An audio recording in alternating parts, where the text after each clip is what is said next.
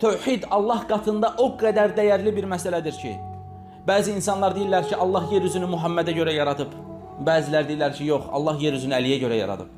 Bəzilər deyirlər ki, yox, Həsən Hüseynə görə yaradıb. Subhanallah. Heç bu insanın, bunu deyən insanın tövhiddən xəbəri var yəni. Allah Subhanahu wa Taala yer üzərini وَمَا خَلَقْتُ الْجِنَّ وَالْاِنْسَ إِلَّا لِيَعْبُدُونَ Mən insanları və cinləri yalnız mənə ibadət etsinlər deyə yarattım, deyir Allah Subhanahu wa Taala. Yəni yer üzəri insanın və cinin yaranması tövhid kəlməsinə görədir. Yəni la ilahə illallah.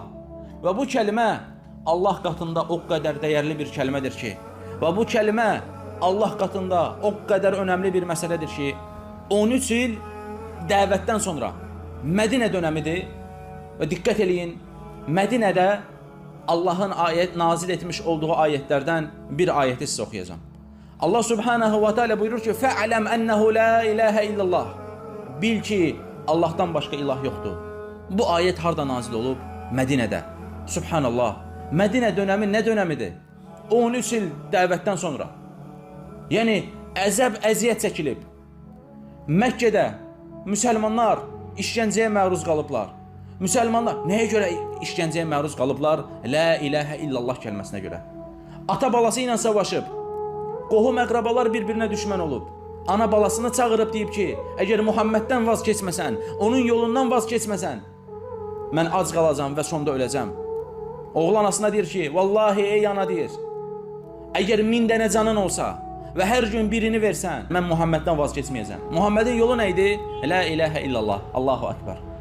Və bu kəlmə uğrunda ana balasından, ata balasından ayrılıb, insanlar mallarını itirib, sahabələr işgəncə görüb. Necə ki, sahabələrdən birisi bir gün Ömər radiyallahu anhu deyir ki, de görüm deyir, bu din uğrunda başına nə gəldi? Sahabə deyir ki, ey Ömər deyir, danışmaq istəmirəm. Ömər radiyallahu anh israr edir, de görüm deyir, bu din uğrunda başına nə gəldi? Yenə sahabə deyir ki, ey Ömər deyir, danışmaq istəmirəm. Üçüncü dəfə deyəndə sahabə üzərində olan paltarını qaldırır və ravi deyir ki, onun bədənində bir dənə də yanmamış yer yox idi deyir. Allahu Akbar. Bir dənə də yanmamış yer, bir dənə də salamat yer yox idi. Kafirlər əziyyət etmişdilər. Yəni bədənlərinə, onların bu kəlmə üçün bədənləri yandırıldı. Sahabənin anası gözünün önündə öldürüldü. 4 yerə bölündülər. Amma onlar bu kəlmədən vaz keçmədilər. Və bu kəlmə bu qədər önəmlidir və həmin bu kəlmə uğrunda bu qədər mücadilə edilib. Allah Subhanahu wa Taala ayə indirir. Mədinə dönəm. Mədinə nədir? Artıq müsəlmanların güclü olduğu Allah Subhanahu wa Taala ayət indirir. İlk Allahdan başqa ilah yoxdur.